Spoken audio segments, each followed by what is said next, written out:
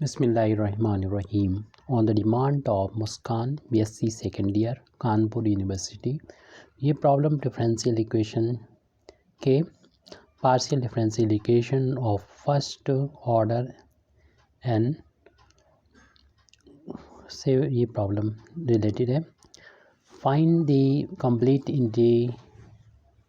Complete integral of z is equal to px plus Q Y plus P square plus Q square. यहाँ पर z जो है वो एक डिपेंडेंट वेरिएबल है और x और y इंडिपेंडेंट वेरिएबल है, जहाँ पर p जो है वो फर्स्ट डेरिवेटिव है z का with respect to x partially, और q जो है होगा वो z का डिफरेंशिएशन है partially with respect to y. तो इसीलिए चूँकि एक बार ही इसका डिफरेंशिएशन हो रहा है, इसलिए हम कह सकते हैं कि इस पार्शियल जो डिफरेंशियल इक्वेशन है वो फर्स्ट ऑर्डर का है. इस डिफरेंशियल इक्वेशन की जो डिग्री है वो 2 है, क्योंकि यहाँ पर जो फर्स्ट डेरिवेटिव है उसकी पावर मैक्सिमम जो डेरिवेटिव किया गया वो एक बार ही है और उसकी पावर 2 है. p की पावर भी 2 है और q की पावर भी 2 है. तो इसलिए यहाँ पर हम जो मेथड यूज़ करेंगे वो 4 बिट मेथड का यूज़ करेंगे. उसके लिए सबसे पहले तो हमें जो गिवन इक्वेशन होता है उसको हम इस फॉर्म में लिख देते हैं. The differential equation the given differential equation इस इसको इस तरीके से लिख देंगे. z को उधर ले जाएंगे तो माइनस का z हो जाएगा, राइट हैंड साइड में 0 बचेगा, और इस पूरे फंक्शन को हम लोग f फंक्शन के इक्विवेलेंट मान लेंगे, जो कि है px प्लस का qy, एज इट नोट कर दीजिए, प्लस का p स्क्वायर प्लस का q स्क्वायर, और z को उधर ले गए तो माइनस का z और राइट हैंड साइड में 0. इसको तो हम इक्वेशन नंबर 1 डाल देंगे. और जो हम 4 बिट मेथड का जो यूज़ करेंगे तो उसमें जो जिन की ज़रूरत होती है वो हम यहाँ पर पहले से ही फाइंड करके रख लेंगे ताकि हमें बाद में प्रॉब्लम ना हो. पहले तो हम ज़रूरत पड़ेगी del F over del X की, तो उसको जब एक्स के रिस्पेक्ट में पार्शियली डिफरेंशिएशन करेंगे तो एक्स के लिए बाकी जो वेरिएबल होंगे वो कांस्टेंट होंगे, तो पी कांस्टेंट यहाँ पर है, इसे बाहर ले लेंगे एक्स के लिए, और एक्स का डिफरेंशिएशन एक्स के रिस्पेक्ट में 1 हो जाएगा, और बाकी में किसी में भी एक्स नहीं आ रहा है, इसलिए इन सभी का डिफरेंशिएशन जो होगा वो 0 हो जाएगा. इस तरीके से हम कह सकते हैं del F over del X की वैल्यू p इंटू 1 p के इक्वल आ गई. ऐसे हम वैल्यू निकालना होगी del F over del Y की, यानी उसको y के रिस्पेक्ट में पार्शियली डिफरेंशिएशन कर देंगे, और यहाँ पर y नहीं है तो y के लिए चूँकि पार्शियल डिफरेंशिएशन है इसलिए इसका डिफरेंशिएशन 0 हो जाएगा. और जब यहाँ पर डिफरेंशिएशन करने जाएंगे तो इनटू में अगर कांस्टेंट है बाहर ले लेंगे, और y का y के रिस्पेक्ट में डिफरेंशिएशन 1, बाकी सभी का डिफरेंशिएशन चूँकि कांस्टेंट है तो 0 हो जाएगा, क्योंकि यहाँ पर f का y के रिस्पेक्ट में पार्शियली डिफरेंशिएशन किया वो q के इक्वल आ गया. और इसी तरीके से हम f का आप डिफरेंशिएशन कर देंगे z के रिस्पेक्ट में. बाकी देख रहे हैं किसी भी इक्वेशन नंबर 1 को देख रहे हैं, किसी भी टर्म में z नहीं, लास्ट वाले टर्म में z है, और इसका डिफरेंशिएशन करेंगे तो माइनस पहले से है यहाँ पर, तो माइनस का z के रिस्पेक्ट में डिफरेंशिएशन माइनस का 1 हो गया. इसी तरीके से हम यहाँ पर फाइंड कर लेंगे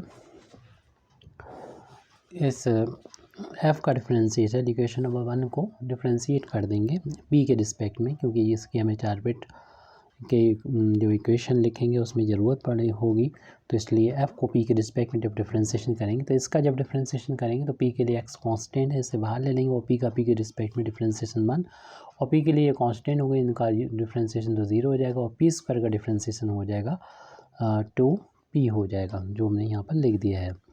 तो इसी तरीके से ये तो यानी हमारे पास x इंटू 1 x हो जाएगा, x प्लस का 2p हो गया. इसी तरीके से हमें del F over del Q की वैल्यू भी फाइंड कर लेना चाहिए, और इसमें डिफरेंशिएशन करेंगे क्यू के रिस्पेक्ट में तो ये तो y हो जाएगा क्यू के रिस्पेक्ट में 1, और ये क्यू स्क्वायर का डिफरेंशिएशन करेंगे तो प्लस का ये 2q आ जाएगा. अब ये सारी वैल्यू हमने निकाल ली, फाइंड कर ली हम लोगों ने, तो अब आगे के लिए तैयारी है. तो यहाँ पर हम कह सकते हैं 4 बिट इक्वेशन को लिखेंगे. 4 बिट्स इक्वेशन हमको याद होने चाहिए. 4 बिट एक्सिलरी इक्वेशन से हम यहाँ सॉल्यूशन को फाइंड कर लेंगे. फार्मूला होता है dp upon del F over del x plus p into del F over del z is equal to d Q upon del F over del y और plus q del F over del z is equal to D Z upon minus p del F over del p minus Q into del F over del q is equal to d x upon minus del F over del P is equal to D Y upon minus del F over del Q. सारी की ज़रूरत नहीं पड़ती है, जिससे हमें P और Q की वैल्यू फाइंड हो जाए, बस उन्हीं को हम उन्हीं रेशियो को लिखेंगे। सभी रेशियो को यहाँ पर लिखने की कोई ज़रूरत नहीं है हमें, तो वैल्यू पुट कर देते हैं इस चार्पेट इक्वेशन में। तो D P upon del F over del X की वैल्यू पहले ही फाइंड करी थी, पी के इक्वल ये पी है वो रख दें, और del F over del Z की वैल्यू -1 आई थी वो यहाँ पर लिख दें। फिर यहाँ पर देख रहे हैं कि D Q upon del F over del Y की वैल्यू हमने ऊपर निकाली थी, फाइंड की थी क्यू, और प्लस में Q into del F over del Z की वैल्यू अभी हमने रखी थी -1 जो फाइंड की थी पहले। तो लगता है कि यहीं से हम सारी प्रॉब्लम को हमारी सॉल्व हो जाएगी, लेकिन एक रेशियो और लिखना पड़ेगा क्योंकि ये वैल्यू 0 0 हो जाएगी। तो minus P into del F over del P की वैल्यू अभी फाइंड की थी लास्ट में, एक्स प्लस 2p आई थी, minus Q into del F over del Q की वैल्यू भी फाइंड की थी वाई प्लस का 2q। अब इसके बाद का रेशियो की हमें ज़्यादा ज़रूरत नहीं है तो हम नहीं लिखेंगे, सिर्फ इसी को लिखते हैं। तो डी पी अपान में ये हो जाएगा, चलिए अगले स्टेप में अगले पेज पर, डी पी अपान पी और ये प्लस का साइन इस वाले माइनस के साइन से हो जाएगा माइनस का पी हो जाएगा, यानी पी माइनस पी हो जाएगा जी। और इसी तरीके से डी क्यू अपान में क्यू माइनस क्यू और डी जेड अपान, इसको लिखते हैं हम, इसको या फिर ऐसे रहने दें क्योंकि हमें ज़्यादा कैलकुलेशन करने की इसमें ज़रूरत नहीं पड़ेगी। और अगले टर्म अगर लिखना चाहते हैं तो हमारे पास जगह है यहाँ पर, जो कि तो लिख भी देते हैं यहाँ पर, जैसे ये था डी जेड के बाद ये वाले टर्म छोड़ दिए तो यहाँ पर जगह है तो लिख देते हैं। तो D x upon del F over del P की वैल्यू हमने फाइंड की थी यहाँ पर लास्ट में, तो माइनस साइन पहले ही है, तो एक्स प्लस का 2p उसको भी लिख देते हैं, हालांकि किसी की भी ज़रूरत नहीं पड़ेगी। और लास्ट वाला जो था उसको लिख दें डी वाई अपान माइनस, क्योंकि हम बस सॉल्व जब करें इसको वो ध्यान रहे कि एक पी और क्यू जो है ज़रूर आना चाहिए, हमें पी और क्यू की वैल्यू फाइंड करना है, बाकी लिख लीजिए। तो इसको जब लिख रहे हैं तो एज इट लिखा रहने दें क्योंकि हमें ज़्यादा कैलकुलेशन नहीं करना है। तो डी जेड के नीचे जो भी है वो लिख डालें, minus P into X plus का 2p minus Q into Y plus का 2q, बस ये देख रहे हैं कि 0 के बराबर ये नहीं आ रहा है। और ये भी नोट कर लें D x upon minus x plus 2p और डी वाई अपान में माइनस वाई प्लस का 2q। जरूर जगह हो तो लिख दीजिए, नहीं तो अपने इन 3 से ही वैल्यू से काम हमारा चल जाएगा, सॉल्यूशन कंप्लीट हो जाएगा। तो अगर हम देखें कि डी पी अपान में ये पी में से भी माइनस करेंगे 0 हो जाएगा, डी क्यू अपान ये भी 0 हो जाएगा, और डी जेड अपान सॉल्व करना चाहें कर लें, या फिर इसको ऐसे लिख दें minus P X plus 2p minus Q into Y plus 2q। कभी कभी ज़रूरत होती है इनकी, लेकिन अगर हमें आसानी से नज़र आ रहा है कि पी क्यू की वैल्यू हम निकाल सकेंगे तो इनको ना लिखें। एक्स प्लस का 2p और is equal to D Y upon में minus y plus 2q, y plus का 2q इसी जैसा है सिमेट्रिकल, पीछे वैल्यू देख सकते हैं अगर लिखना चाहें इसको। अब हम यहाँ पर फर्स्ट और सेकंड जो fraction first and third fraction को लेंगे, from first and third fraction इनको आपस में, क्योंकि सब इक्वल ही हैं तो इनको आपस में इक्वेट कर देंगे, यानी D P upon 0 is equal to D Z upon minus P N X plus 2p minus Q into Y plus 2q। जब 0 का इंटू करेंगे तो हमें डी की वैल्यू यहाँ से मिलेगी 0 के बराबर, और जब इसको इंटीग्रेट करेंगे तो इस तरफ तो इंटीग्रेशन हो जाएगा p, और 0 का इंटीग्रेशन कोई कांस्टेंट होता है और कांस्टेंट को हम एक नाम दे दे रहे हैं, a नाम दे दिया इसको। और इस इक्वेशन नंबर इसको 2 डाल देंगे क्योंकि equation number 2 from first and second of fraction of 2, यानी 2 इक्वेशन से हमने ये 2 फ्रैक्शन लिए। इसी तरीके से take y from second and third fraction को ले लेते हैं। फ्रैक्शंस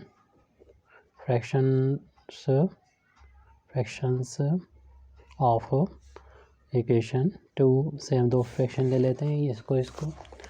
तो ये डी क्यू अपान उसी तरीके से D Q upon 0 is equal to D Z upon minus P into X plus 2p और minus Q into Y plus का 2q। 0 इंटू करेंगे पूरा 0 हो जाएगा और डी क्यू की वैल्यू इससे हमें 0 के बराबर मिल जाएगी। इंटीग्रेट करेंगे तो डी क्यू का इंटीग्रेशन ये करेंगे जब तो क्यू आ जाएगा और कांस्टेंट का इंटीग्रेशन होगा, उसको हम बी नाम दे दे रहे हैं। और ये अभी जो आया था पी बराबर है, इसे इक्वेशन नंबर 3 डाल दीजिए, इसको इक्वेशन नंबर डाल दीजिए 4। अब हमें अगर सॉल्यूशन इसका फाइंड करना है तो जो गिवन इक्वेशन हमको शुरुआत में दे रखा था, इसको हम अगर इक्वेशन नंबर ए डालें तो यहाँ से भी फाइंड कर सकते हैं। इसमें हम पी और क्यू की वैल्यू रख के जेड की वैल्यू को फाइंड कर सकते हैं आसानी से। और दूसरा तरीका हम और भी बता देंगे। तो फिलहाल हम इस इक्वेशन का यूज़ करें। इक्वेशन हमने डाला नहीं था, इसको डाल देते हैं ए और इक्वेशन नंबर ए में पुट कर दें। Putting this